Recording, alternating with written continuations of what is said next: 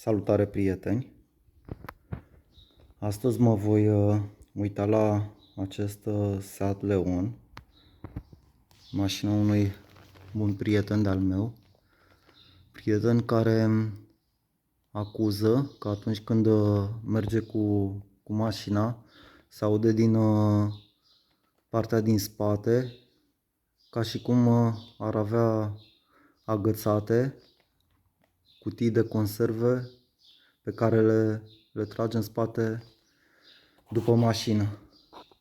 Pentru început voi ridica mașina de spate, o voi pune pe aceste cale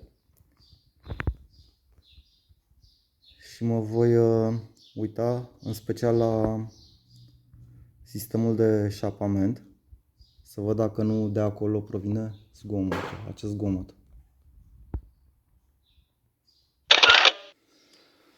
Am ridicat mașina pe cale, acum o voi băga de dedesubtul ei ca să verific de unde provine acest zgomot.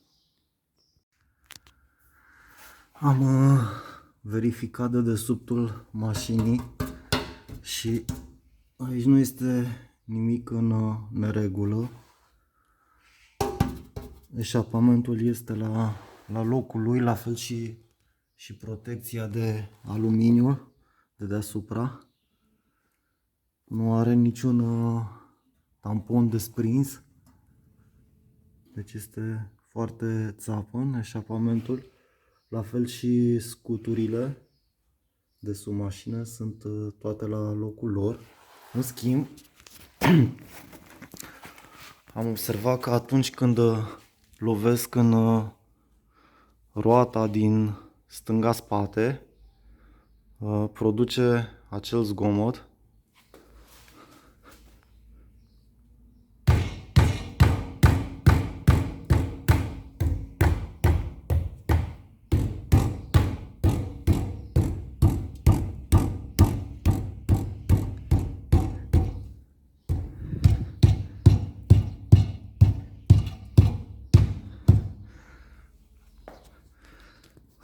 Zgomot pe care eu cred că îl face apărătoarea de protecție a discului. Cred că s-a mâncat de rugină și vibrează, s-a desprins dintr-un șurub. Pentru a verifica acest lucru voi da mașina jos și voi demonta această roată.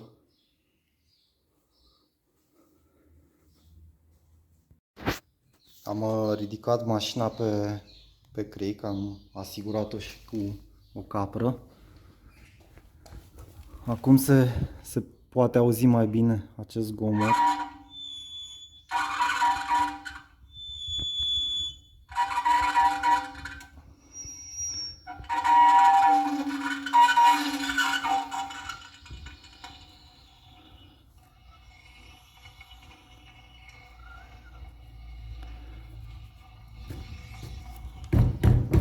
Acum pot spune cu siguranță că este vorba de acea apărătoare. Voi da și roata jos ca să fiu sigur. Nu știu cât de bine se vede, dar tot acest zgomot este cauzat, era cauzat de o piatră, o pietricică mică, aceasta, prinsă între disc și această apărătoare.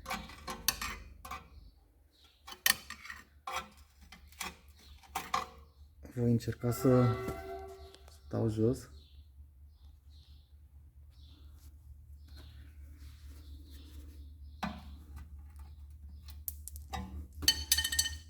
Ok. Despre aceasta e vorba.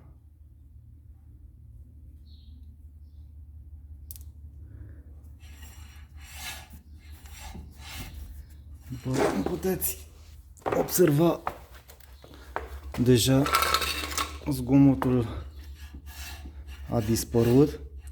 Mai freacă puțin de plăcuțe. Voi monta și roata pentru a fi sigur că n-au rămas și alte pietricele, că nu mai sunt și alte pietricele între disc și acea apărătoare. Voi sufla cu aer foarte bine.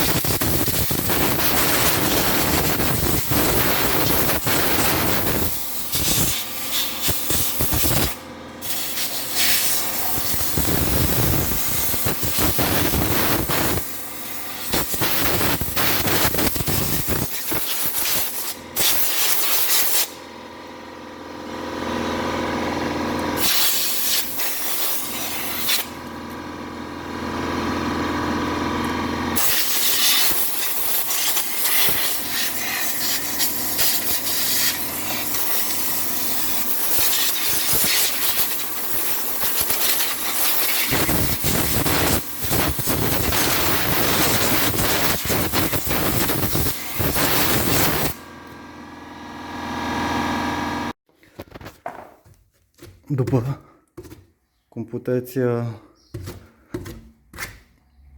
observa, roata nu mai face niciun zgomot, nici când se învârte și nici la bătăi. Voi coborî mașina de pe cric și voi strânge roata și cam asta a fost tot. Deci o pietricică așa de mică, prinsă între disc și acea apărătoare, poate face un zgomot foarte puternic, care vă pune pe gânduri dacă vă aflați pe drum, că ar putea fi o defecțiune mai gravă. În acest caz, defecțiunea nu era deloc gravă și nu era niciun pericol. În scurt timp, această pietricică ar fi sărit de acolo, s-ar fi tocit sau s-ar fi spart și ar fi căzut, zgomotul dispărând de la sine. Dar,